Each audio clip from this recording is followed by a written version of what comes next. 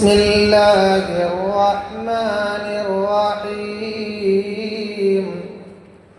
إنا أعطيناك الكوثر فصل لربك وانحر إن شانئك هو الأبتر.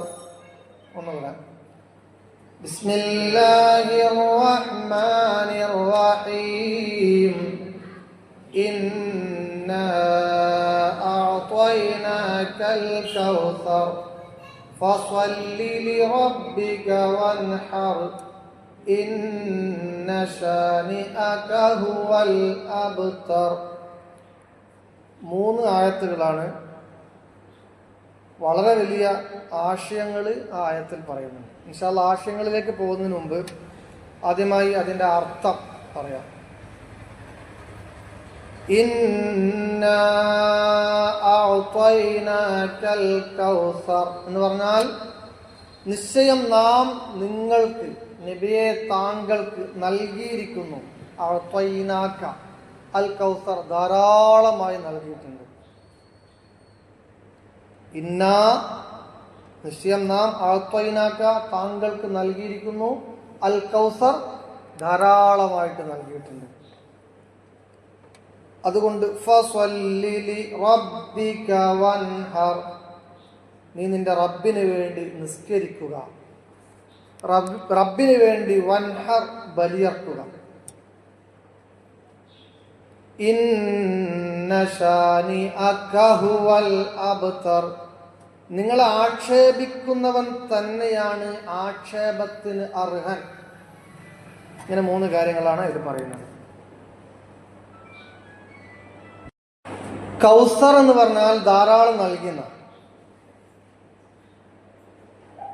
അപ്പോ ഇന്ന എന്ന് പറഞ്ഞ നിശ്ചയം, ഇന്ന നിശ്ചയം, അഅ്തൈനാക നാം നിങ്ങൾക്ക് നൽകി, അൽ കൗസർ ധാരാളം, ഫസ്വല്ലി നിങ്ങൾ നിസ്കരിക്കണം, ലിറബ്ബിക റബ്ബിന് വേണ്ടി, വൻഹർ ബലിയർപ്പിക്കണം.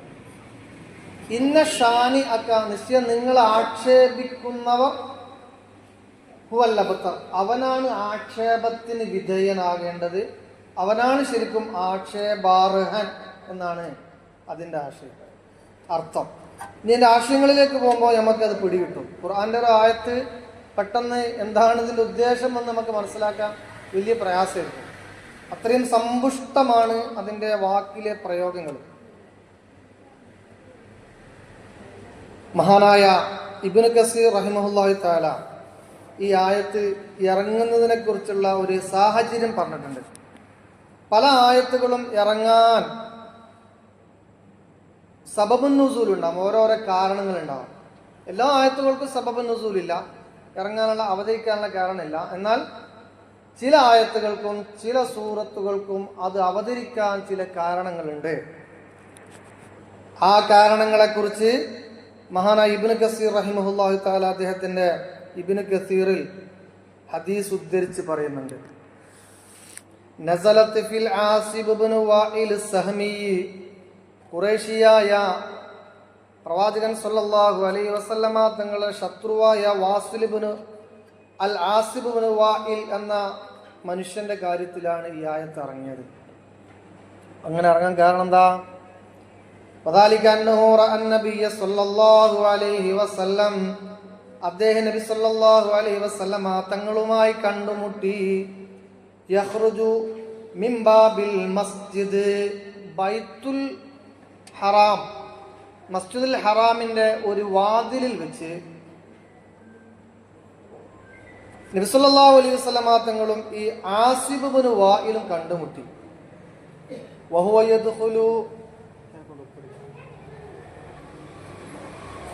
യദ്ഖുലു ഫൽതഖിയ ഇൻദ ബാബി ബനി സഹം വതഹദ്ദസ, അങ്ങനെ അവർ രണ്ടുപേരും സംസാരിച്ചു.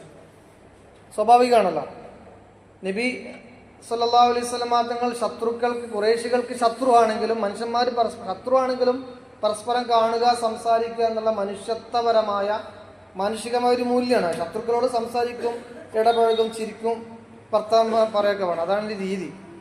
അപ്പോൾ വാതിൽക്കൽ വെച്ച് നബി സല്ലല്ലാഹു അലൈഹി വസല്ലമ തങ്ങളും ആസിബുബിന് വായിലും പരസ്പരം സംസാരിച്ചു. അങ്ങനെ സംസാരം കഴിഞ്ഞ് വാസിൽ തൻ്റെ കൂട്ടുകാരുടെ അടുക്കലേക്ക് പോയി. ആ സമയത്ത് ഫലമ്മാ ദഖലൽ ആസിബുബിന് വായിൽ കൂട്ടുകാരുടെ അടുക്കലേക്ക് എത്തിയപ്പോൾ ഖാലൂ ലഹു, ആസിനോട് ചോദിച്ചു കൂട്ടുകാർ, മൻദല്ലദീ കുന്ത തതഹദ്ദസു മഅഹു, എന്താണ് അയാളുമായി നീ സംസാരിക്കുന്നുണ്ടായത്? ആ സമയത്ത് ആസു പറഞ്ഞു, ഖാല, അയാളോ, ദാലിക്കൽ അബ്തർ, അയാൾ ആര്? അയാൾ വാലറ്റവനാണ്, ആക്ഷേപിക്കപ്പെടേണ്ടവനാണ്, കുറ്റപ്പെടുത്തപ്പെടേണ്ടവനാണ്, സന്താനഭാഗ്യമില്ലാത്തവനാണ്, മാതാപിതാക്കളോ ഇല്ലാത്തവനാണ് എന്ന രൂപത്തിൽ മഹാനായ മുഹമ്മദ് മുസ്തഫ സല്ലല്ലാഹു അലൈഹി വസല്ലമ തങ്ങളെ പരിഹസിച്ചു. നബി തങ്ങൾക്ക് അല്ലാഹു തആല വിധിച്ച വിധിയെ പരിഹസിക്കുകയാണ്. എനിക്കുമ്പോ ഉപ്പ ഇല്ല, പിന്നെ ഉമ്മ പെട്ടെന്ന് മരിച്ചുപോയി, അത് കളിയാക്കിയിട്ട് പറയാണ്. അതുപോലെ തന്നെ നബി തങ്ങളുടെ ഒരു മകൻ മരണപ്പെട്ട ഒരു സാഹചര്യമായിരുന്നു അത്. ഇബ്രാഹിം എന്ന മകനാണെന്നും അല്ല അബ്ദുള്ള എന്ന മകനാണെന്ന് അഭിപ്രായമുണ്ട്. അതോടൊപ്പം ഒരു വർഷത്തിൻ്റെ ഇടയിൽ തന്നെ നബിയുടെ മറ്റൊരു മകനും കൂടി മരണപ്പെട്ടു പോയിരുന്നു. അപ്പൊ നബിക്കിപ്പോൾ ആൺകുട്ടികളില്ല, അങ്ങനത്തെ ഒരു സാഹചര്യം ഉള്ളത്. വക്കാന ഖദ് തൂഫിയ ഇബ്നു റസൂലില്ലാഹി സ്വല്ലല്ലാഹു അലൈഹി വസല്ലം മിൻ ഖദീജ റളിയല്ലാഹു അൻഹയിലുള്ള അബ്ദുള്ള എന്ന മകൻ മരണപ്പെട്ട ഒരു സന്ദർഭമായിരുന്നു അത്. അപ്പൊ ആ രൂപത്തിൽ മുഹമ്മദ് മുസ്തഫ സല്ലല്ലാഹു അലൈഹി വസല്ലമ തങ്ങളെ ആക്ഷേപിച്ചുകൊണ്ട് കൊച്ചാക്കിക്കൊണ്ട് ഇയാളിങ്ങനെ സംസാരിച്ചു. അത് കേട്ട് ബാക്കിയുള്ള ആളുകൾ ചിരിച്ചു, പരിഹസിച്ച് ചിരിച്ചു. ഇത് മഹാനായ മുഹമ്മദ് മുസ്തഫ സല്ലല്ലാഹു അലൈഹി വസല്ലമ തങ്ങൾക്ക് വല്ലാത്ത മാനസിക പ്രയാസമുണ്ടാക്കി. കാരണം അല്ലാഹു തആല നബി സല്ലല്ലാഹു അലൈഹി വസല്ലമ തങ്ങൾക്ക് വിധിച്ച ഒരു വിധിയായിരുന്നു അത്. മക്കൾ മരണപ്പെട്ടു പോവുക എന്നുള്ളത് ഒരു പിതാവിനെയും മാതാവിനെയും സംബന്ധിച്ചിടത്തോളം അത്രമേൽ വേദനാജനകമായ ഒരു കാര്യമാണ്. അതോടൊപ്പം തന്നെ ജനിക്കുമ്പോൾ മുഹമ്മദ് മുസ്തഫ സല്ലല്ലാഹു അലൈഹി വസല്ലമ തങ്ങൾക്ക് പിതാവില്ലായിരുന്നു. അങ്ങനെ സമൂഹത്തിൽ ഒറ്റപ്പെട്ടു എന്ന് തോന്നുന്ന രൂപത്തിൽ ആയിരുന്നു നബി സല്ലല്ലാഹു അലൈഹി വസല്ലമ തങ്ങളുടെ വളർച്ച. അങ്ങനെ നബി സല്ലല്ലാഹു അലൈഹി വസല്ലമ തങ്ങൾ വളർന്നു വലുതായി ഇസ്ലാമികമായ ആശയവുമായി നുബുവത്തുമായി മുന്നോട്ട് പോയിക്കൊണ്ടിരിക്കുകയാണ്. ഈ സന്ദർഭത്തിൽ ശത്രുക്കൾക്ക് മുഹമ്മദ് നബിയെ കുറിച്ച് ആക്ഷേപിക്കാൻ മറ്റൊന്നുമില്ലാത്ത ഒരു സാഹചര്യം. അപ്പോൾ ഉള്ള എന്തെങ്കിലും വെച്ച് നബി തങ്ങളെ പരിഹസിക്കുക, കളിയാക്കുക. ആ സമയത്താണ് വിശുദ്ധ ഖുർആൻ അവതരിക്കുന്നത്. നബിയേ, ഇന്നാ അഅ്തൈനാകൽ കൗസർ, താങ്കൾ വിഷമിക്കേണ്ടതില്ല, താങ്കൾക്ക് ധാരാളം അനുഗ്രഹങ്ങൾ നാം നൽകിയിരിക്കുന്നു. എൻ്റെ സാഹചര്യം മനസ്സിലായില്ല. താങ്കൾ വിഷമിക്കണ്ട, വ്യസനിക്കണ്ട, ദുഃഖിക്കണ്ട, പ്രയാസപ്പെടണ്ട. താങ്കൾക്ക് വലിയ അംഗീകാരം, ധാരാളം നിഅമത്തുകൾ, ധാരാളം ബറക്കത്തുകൾ നാം നൽകിയിരിക്കുന്നു. അവിടെ ചരിത്രകാരന്മാർ പറയുന്നത് മഹാനായ മുഹമ്മദ് മുസ്തഫ സല്ലല്ലാഹു അലൈഹി വസല്ലമ തങ്ങളുടെ മക്കളെ കുറിച്ച് ഇബ്നു കസീറിൽ പറയുന്നുണ്ട്.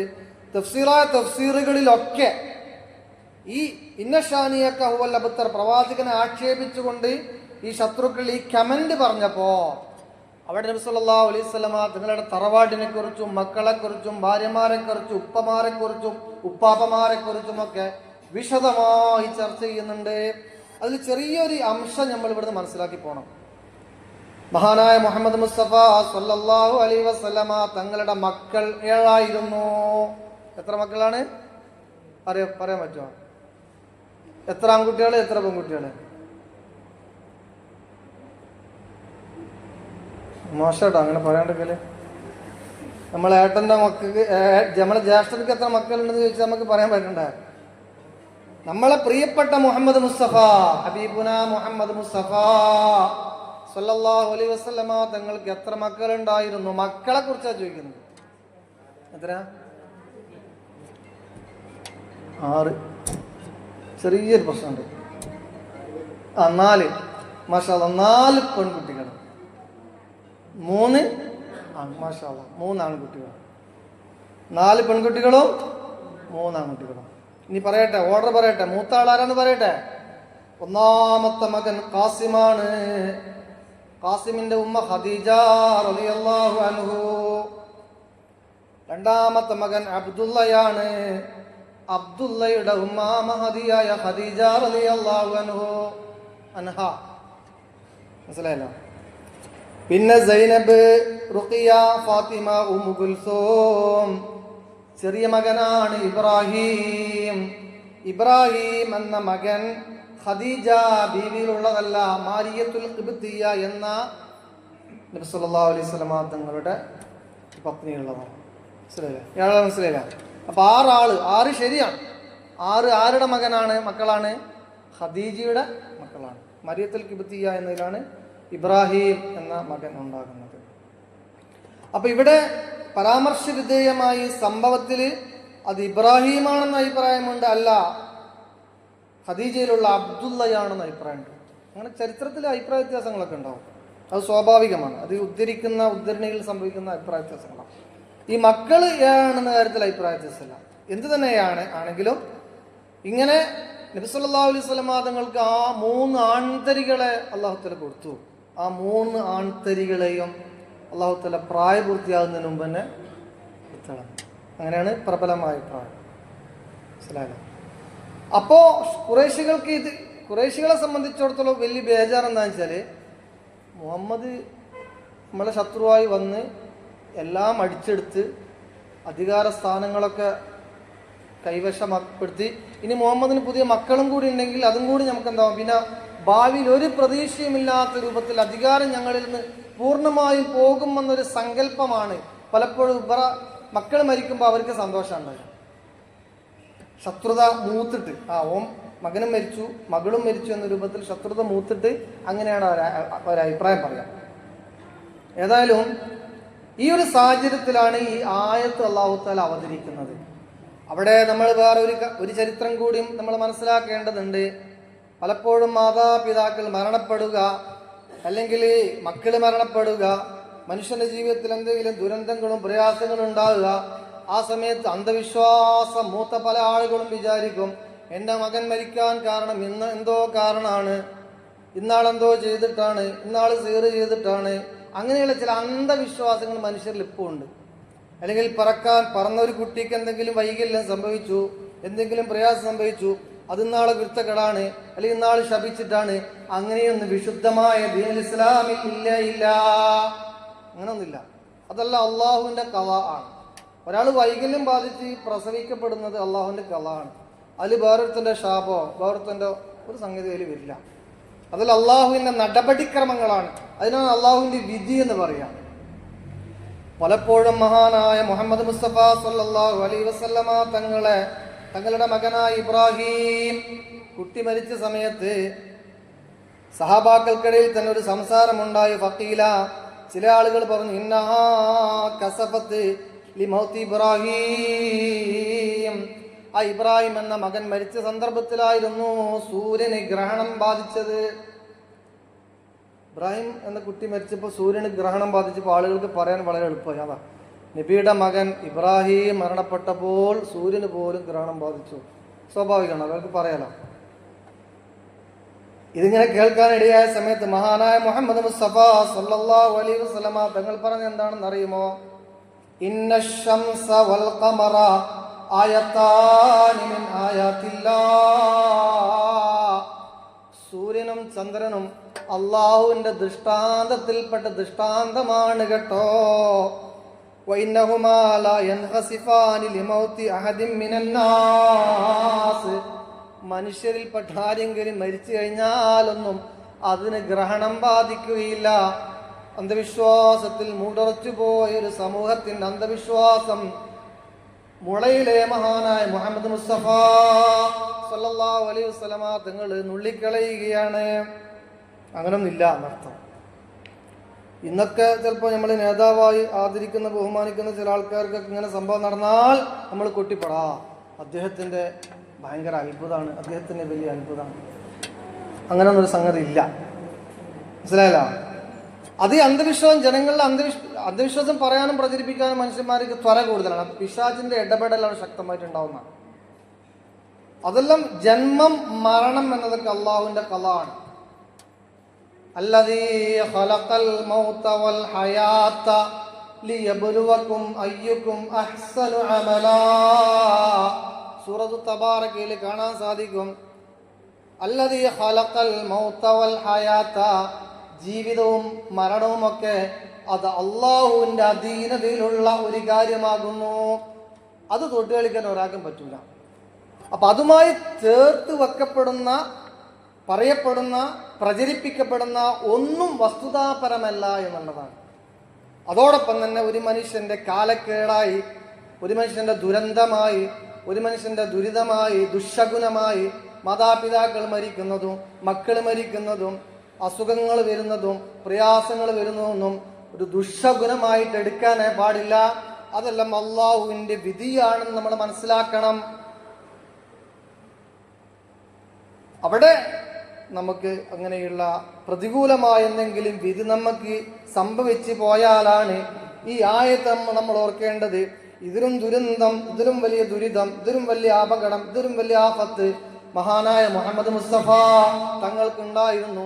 ആ തങ്ങളോടാണ് നബി അല്ലാഹു തആല പറഞ്ഞത്, നബിയേ ഇന്നഅതൈനാകൽ കൗസർ, നിങ്ങൾക്ക് ഉപ്പയില്ലാത്തതും ഉമ്മയില്ലാത്തതും മക്കളില്ലാത്തതും പ്രയാസങ്ങൾ വന്നതൊന്നും നിങ്ങൾ പ്രശ്നമാക്കണ്ട.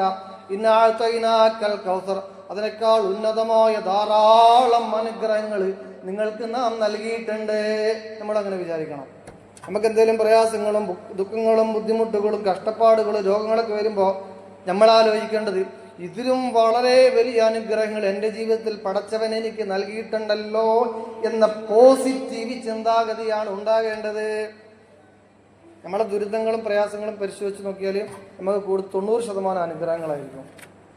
ആ അനുഗ്രഹങ്ങളെ കുറിച്ചാണ് ഇന്നഅതൈനാകൽ കൗസർ എന്ന കാലികമായ ചിന്താഗതി നമ്മൾ നടത്തേണ്ടത്. അതൊരു വശമാണ്. അപ്പോ ഈ കൗസർ എന്ന പ്രയോഗത്തിന് ധാരാളം അനുഗ്രഹങ്ങൾ എന്ന ഒരു വ്യാഖ്യാനത്തിന്റെ അടിസ്ഥാനത്തിലാണ് നമ്മളിത് പറഞ്ഞത്. ധാരാളം അനുഗ്രഹങ്ങൾ. ഇനി കൗസർ എന്ന വാക്കിന് 20ഓളം വ്യാഖ്യാതാക്കൾ പറഞ്ഞിട്ടുണ്ട്. അതിൽ ഒന്നാണ് ധാരാളം അനുഗ്രഹങ്ങൾ എന്നുള്ളത്. മറ്റൊന്ന് മഹാനായ മുഹമ്മദ് മുസ്തഫ സല്ലല്ലാഹു അലൈഹി വസല്ലമ തങ്ങൾക്ക് അല്ലാഹു തആല നാളെ സ്വർഗീയ ലോകത്ത് മഅ്ശറയിൽ വെച്ച് കൊടുത്ത ഒരു സ്ഥാനമാണ് കൗസർ എന്ന സ്ഥാനം. അവിടെ അല്ലാഹു തആല നബി സല്ലല്ലാഹു അലൈഹി വസല്ലമ തങ്ങൾക്ക് ഒരു ഹൗദ് നൽകിയിട്ടുണ്ട്. ആ ഹൗദാകുന്നു ഹൗദുൽ കൗസർ. അതിനാണ് കൂടുതൽ പ്രബലമായ അഭിപ്രായങ്ങൾ വന്നിരിക്കുന്നത്. ഹൗദുൽ കൗസർ അത് ഹദീസ് കൊണ്ട് സ്ഥിരപ്പെട്ടതാണ്.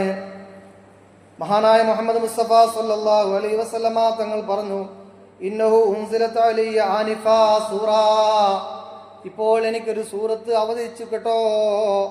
എന്നിട്ട് ബഖറ നബി സല്ലല്ലാഹു അലൈഹി വസല്ലമ തങ്ങൾ ഓതി, ബിസ്മില്ലാഹിർ റഹ്മാനിർ റഹീം, ഇന്നാ അഅതൈനാകൽ കൗസർ ഫസല്ലി ലിറബ്ബിക വൻഹർ ഇന്ന ഷാനിയക ഹുവൽ അബ്തർ ഹത്താ ഖതമഹാ.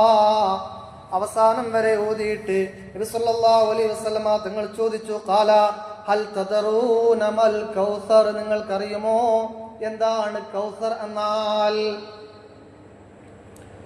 ആ സമയത്ത് ഖാലു, സഹാബാക്കൾ പറഞ്ഞു, അല്ലാഹു വറസൂലുഹു അലം, അല്ലാഹുവും റസൂലിന് മാത്രമേ അറിയൂ, ഞങ്ങൾക്കറിയില്ല റസൂലേ എന്ന് നബി സല്ലല്ലാഹു അലൈഹി വസല്ലമ തങ്ങളോട് പറഞ്ഞപ്പോ ഖാല നബി സല്ലല്ലാഹു അലൈഹി വസല്ലമ തങ്ങൾ പറഞ്ഞു, ഖാല ഹുവ നാറുൻ അഅതാനിഹി റബ്ബി അസ്സ വജല്ല ഫിൽ ജന്ന, സ്വർഗ്ഗത്തിൽ അല്ലാഹു തആല എനിക്ക് വാഗ്ദാനം ചെയ്ത ഒരു ഹൗളാകുന്നു അത്. അലൈഹി ഖൈറുൻ കസീർ, ഈ പറഞ്ഞ ധാരാളം നന്മകൾ ആ ഹൗളിൽ അല്ലാഹു തആല എനിക്ക് നൽകിയിട്ടുണ്ട്.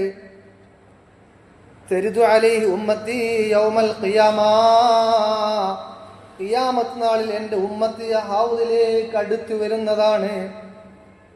ആനിയത്തുഹു അദദൽ കവാകിബ്, നക്ഷത്ര സമാനമായ പാത്രങ്ങൾ അവിടെ വിരിക്കപ്പെട്ടതായിട്ട് കാണാൻ സാധിക്കും. അങ്ങനെയുള്ള ഒരു ഹൗദുൽ കൗസർ അല്ലാഹു തആല എനിക്ക് നൽകിയിട്ടുണ്ട്. ആ കൗസറിനെ കുറിച്ചാണ് ഈ ആയത്ത് എന്ന് മുഹമ്മദ് മുസ്തഫ സല്ലല്ലാഹു അലൈഹി വസല്ലമ തങ്ങൾ പറയാണ്. അന്തന്നെ നമ്മൾ കേട്ടെ അല്ലേ? ഹൗദുൽ കൗസർ കേട്ടില്ല? ഹൗദുൽ കൗസറിനെ കുറിച്ച് കേട്ടില്ല?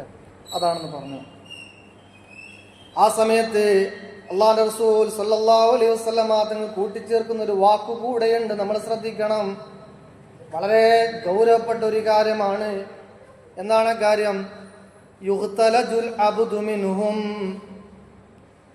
ആ ഹൗദുൽ കൗസറിൽ നിന്ന് എന്റെ അടിമകളിൽപ്പെട്ട ചില ആളുകളെ ആട്ടിയോടിക്കപ്പെടും. എല്ലാവരും ഇങ്ങനെ കൂട്ടമായി ഹൗദുൽ കൗസറിലേക്ക് മഹ്ശറയുടെ ഭയാനകമായ അവസ്ഥയിൽ ഈ വെള്ളം കുടിക്കാൻ വേണ്ടി പ്രിയപ്പെട്ട മുഹമ്മദ് മുസ്തഫ തങ്ങളുടെ അടുക്കിലേക്ക് ഇങ്ങനെ വരുമ്പോ കുറച്ചാളുകളെ, ഉമ്മത്തിൽപ്പെട്ട കുറച്ചാളുകൾ, നിങ്ങൾ പോയിക്കോളി എന്ന് പറഞ്ഞ ആട്ടി ഓടിക്കും. വല്ലാത്തൊരവസ്ഥയാണ്. തെരുദാലി ഉമ്മത്തി യൗമൽ ഖിയാമ അല്ല യഖ്തലിദുൽ അബ്ദു മിൻഹും, ഒരു സംഘം അടിമകളെ അതിൽ നിന്ന് ആട്ടിയോടിക്കപ്പെടും. ആ സമയത്ത് ഫഖൂലു, ഞാൻ അല്ലാഹുവോട് ചോദിക്കും, യാ റബ്ബ് പടച്ചോനെ, ഇന്നഹു മിൻ ഉമ്മത്തി, അതെന്റെ സമുദായത്തിൽപ്പെട്ട ആൾക്കാരാണ് റസൂല്. അല്ലാഹുവേ, എന്റെ സമുദായത്തിൽപ്പെട്ട ആളുകളാണ് അല്ലാഹുവേ, എന്തിനാണ് അവരെ ആട്ടി ഓടിക്കുന്നതെന്ന് അല്ലാഹുവോട് ഞാൻ ചോദിക്കും. ആ സമയത്ത് ഫൈഖാലു, അവിടെ വിളിച്ചു പറയപ്പെടും, യാ റസൂലല്ലാഹ് ഇന്നക ലാ തദ്രി മാ അഹ്ദസു ബഅദക, നിങ്ങളുടെ ജീവിതത്തിന്റെ ശേഷം, നിങ്ങളുടെ വഫാത്തിന്റെ ശേഷം, നിങ്ങൾ ഇവിടുന്ന് പോയതിന് ശേഷം ഈ ദീനിൽ വേണ്ടാത്ത കുറേ കാര്യങ്ങൾ തുന്നിച്ചേർത്ത ആളുകളാണ് അവര്. ദീനുമായി യാതൊരു ബന്ധവുമില്ലാതെ നടന്ന ആൾക്കാരാണ് അവര്.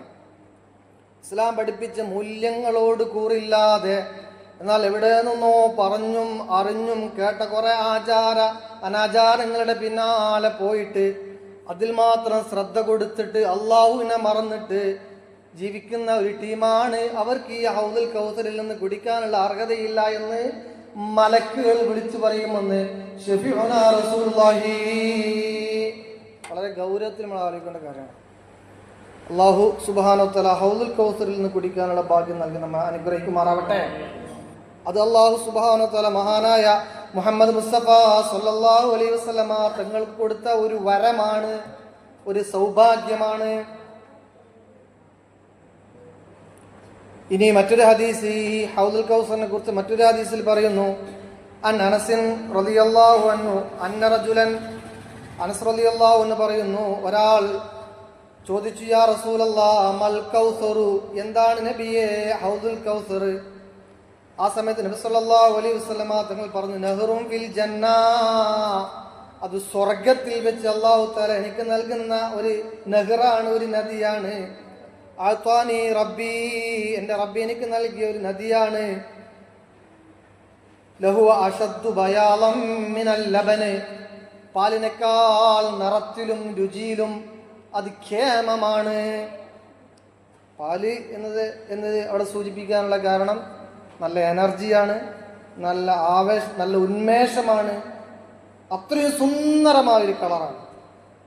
വഹ്ലാമിനൽ അസ്ൽ, തേനിന്റെ ടേസ്റ്റിനേക്കാൾ സുന്ദരമായ ടേസ്റ്റുള്ള ഒരു കാര്യമാണ് എന്ന് മുഹമ്മദ് മുസ്തഫ സല്ലല്ലാഹു അലൈഹി വസല്ലമ തങ്ങൾ പറഞ്ഞു. അപ്പൊ ഹൗദുൽ കൗസറിനെ കുറിച്ച് ഇങ്ങനെ ഒരു വിശേഷണം കൂടെ കാണാൻ സാധിക്കും. അപ്പോ ഇതാണ് ഹൗദുൽ കൗസർ. ഈ ഹൗദുൽ കൗസർ നബിയെ താങ്കൾക്ക് നാം നൽകിയിരിക്കുന്നു എന്നതാണ് മറ്റൊരു വേർഷൻ. പിന്നെ അഅ്തൈനാക്കൽ കൗസർ എന്ന് പറഞ്ഞാൽ ഈ ഹൗദുൽ കൗസർ നബിയെ താങ്കൾക്ക് നാം നൽകിയിരിക്കുന്നു.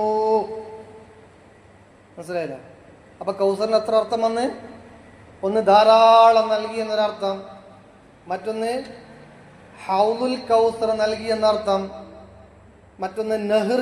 ആ ഹൗദിനെ കുറിച്ച് ഹൗദ് എന്നും പേരുണ്ട്, നെഹ്ർ വലിയൊരു സമുദ്ര സമാനമായ ഒരു ഹൗദായി, അല്ലെങ്കിൽ കേവലം ഒരു ഹൗദായിട്ടും അതിൽ കാണുന്നു. മൂന്നാമത്തെ ഒരു അർത്ഥം അതിന്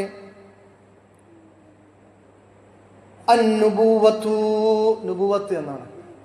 കൗസർ നൽകി എന്ന് പറഞ്ഞാൽ എന്ത് നൽകി എന്നല്ല, നബിയെ നിങ്ങൾക്ക് നാം നുബുവത്ത് നൽകി.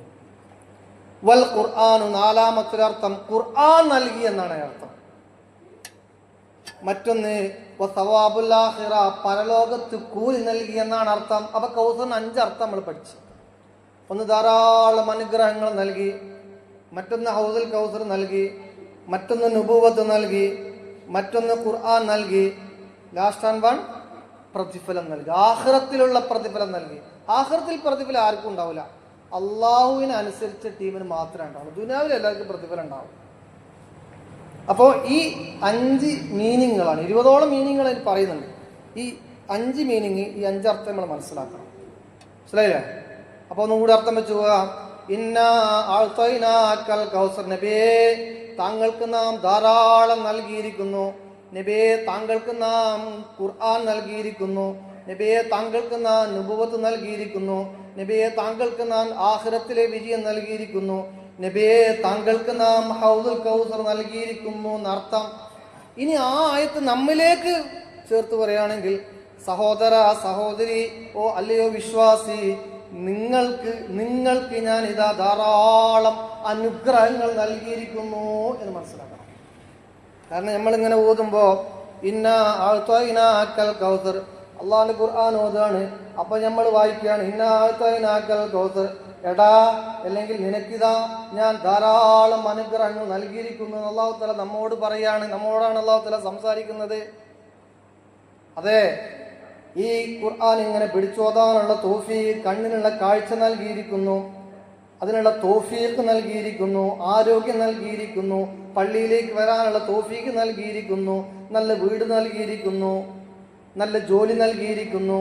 നാം നമ്മുടെ ജീവിതത്തിലേക്കൊന്ന് പരിശോധന നടത്തി കഴിഞ്ഞാൽ അല്ലാഹു തആല നൽകിയത് മുഴുവനും അനുഗ്രഹമാണ്, കൗസറാണ്.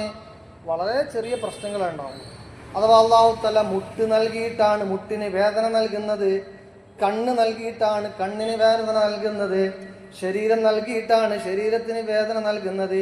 ശരീരം നൽകാതെയല്ല, മുട്ട് നൽകാതെയല്ല, കണ്ണിന് കാഴ്ച നൽകാതെയല്ല എന്ന് നമ്മൾ മനസ്സിലാക്കണം. അപ്പോഴാണ് അല്ലാഹു തആല നമുക്ക് നൽകിയ അനുഗ്രഹങ്ങളുടെ വലുപ്പം മനസ്സിലാവുക.